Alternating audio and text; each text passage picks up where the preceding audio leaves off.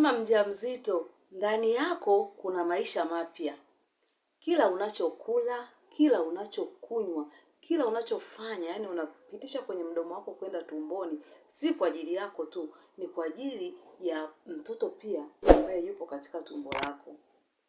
Ukweli mchungu ni kwamba mara nyingi wamama wengi wajawazito wanafanya makosa ya lishe bila kujua kwamba wanaathiri ukuaji wa mtoto tumboni, wanaathiri afya zao wenyewe, na pia wanaathiri hata moja kwa moja siku ya wao kujifungua. Leo katika Moyo wa Malezi tunaenda kuzungumzia hoja 5 ambazo zinamhusu mama mjamzito. Ni mambo gani au ni makosa gani ambayo mama mjamzito anakuwa anayafanya wakati wa ujauzito, na ni mambo gani ambayo mama mjamzito anatakiwa kuyaepuka kabisa wakati wa ujauzito. Mimi ninaitwa Muhere Madam. Kama bado haujasubscribe kwenye chaneli yetu ya Moyo wa Malezi, karibu ufanye hivyo sasa hivi, kwa sababu tunakuletea maarifa sahihi kabisa kwa ajili yako wewe na kwa ajili ya familia yako. Una uwezo wa kushare video hii kwa watu wengine ili pia waweze kujifunza. Subscribe kwenye chaneli yetu ya Moyo wa Malezi ili uendelee kuwa mmoja wa familia ya Moyo wa Malezi. Una uwezo pia wa kututumia ujumbe au kutupigia simu kwa namba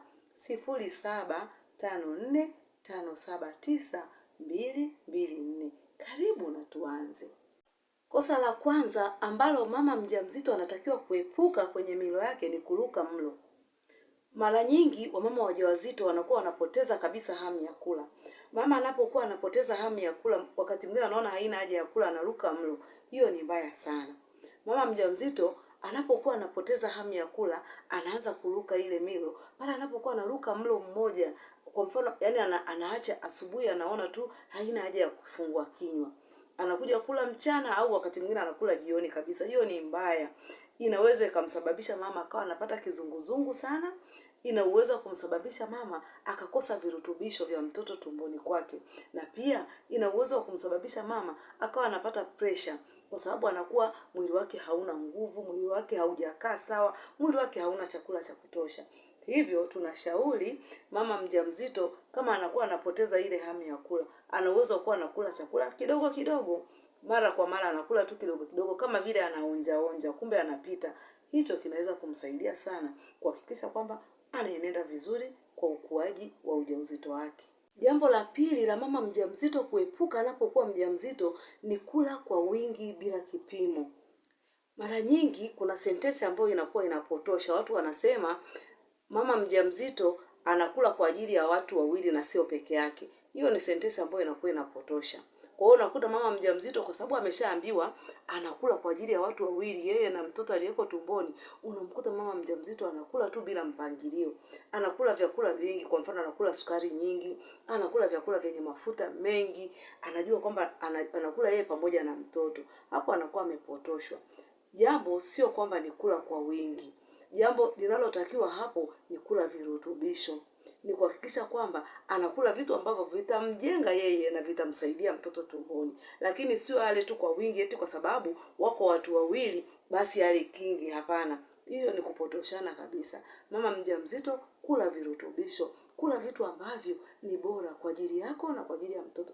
Kula vitu ambavyo vitakusaidia. Hakikisha unapokula milo yako, epuka mafuta mengi, epuka sukari nyingi. Yaani wewe kula vitu ambavyo vinakusaidia. Na kama basi unakula sukari, kula sukari ambayo ni ya asili.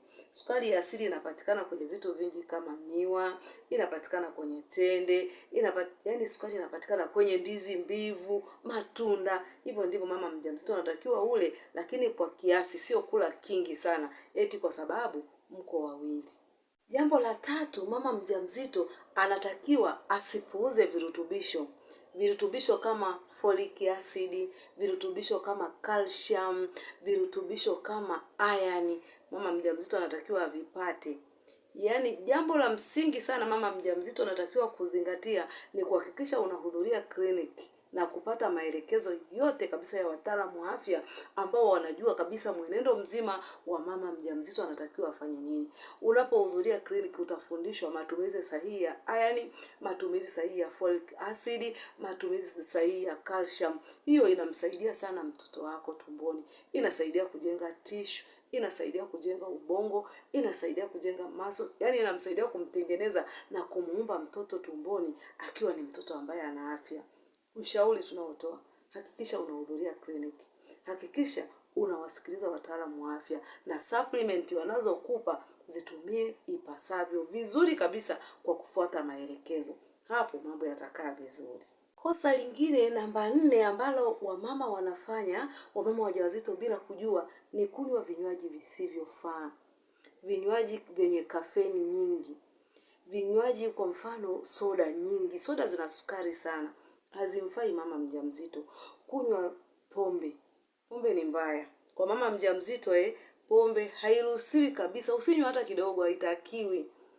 Mama mjamzito unatakiwa unywe juisi ambazo ni juisi za matunda, juisi ambazo umezitengeneza nyumbani vizuri, unywe maji mengi ya kutosha, upate muda wa kupumzika.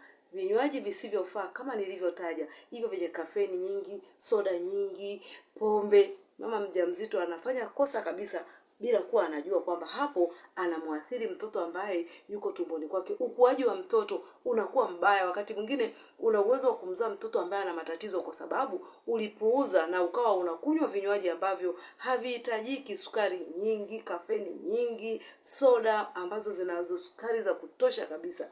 Mama mjamzito unatakiwa hivyo vitu uvijue kabisa na uviepuke. Unatakiwa tu unywe maji ya kukutosha, maji mengi, vinywaji, tengeneza matunda, tengeneza juisi yako nzuri ambayo unaipenda. Angalia ni matunda gani, parachichi, embe, papai, unaweza ukatengeneza pale ukachanganya kwa pamoja, ukanywa, na hiyo ikakusaidia sana. Hiyo inakusaidia wewe pia kukupa afya na pia inamsaidia hata mtoto anayekuwa yupo tumboni. Kwa hiyo usifanye kosa la kunywa vinywaji ambavyo havifai kwa mama mjamzito kama nilivyovitaja. Kosa namba 5 ambalo wamama wajawazito wanafanya bila kujua ni kufanya diet wakati wa ujauzito. Wakati wa ujauzito sio wakati wa kufanya diet, kwa sababu pia ni kipindi kifupi tu. Huo sio wakati wa kufanya diet, ni wakati wa kupata lishe ya kutosha.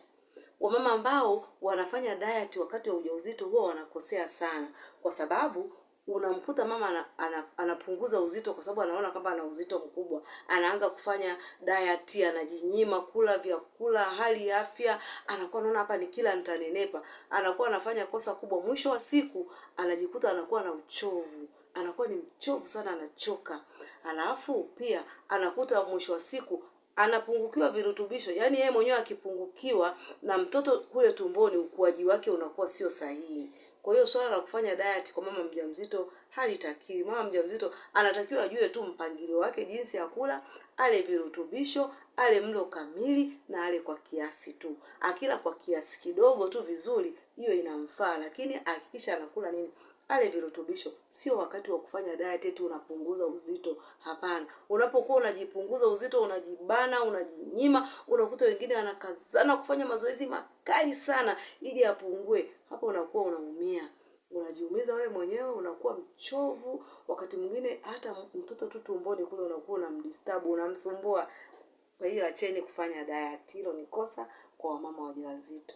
Mama mjamzito, haijalishi una mimba ya kwanza au ya 5. Mtoto aliyeko tumboni kwako hana sauti ya kuchagua chakula gani ale akiwa tumboni kwako. Anakutegemea wewe moja kwa moja. Hivyo wewe ndiye utachagua kwamba mtoto wako tumboni apate kipi. Chagua kumpa mtoto wako afya. Chagua kumpa mtoto wako lishe bora. Unapochagua leo, kila kijiko unachokiweka kinywani kwako, kila kinywaji, yani kikombe unachoshika kwa ajili ya kunywa, maana yake umechagua pia kwa ajili ya kumpa mtoto wako lishe. Chagua kumpa afya. Chagua kuhakikisha kwamba mtoto wako anapata virutubisho na anakuwa vizuri. Bila shaka umejifunza kitu kipya siku ya leo. Usiache kushare video hii kwa wamama wajawazito ili waweze kujifunza. Like, comment, subscribe kwenye channel yetu ya Moyo wa Malezi ili basi uendelee kuwa mmoja wa familia ya Moyo wa Malezi. Tukutane tena kwenye video nyingine inayofuata. Mungu akubariki. Asante na kutakia ujauzito mwema.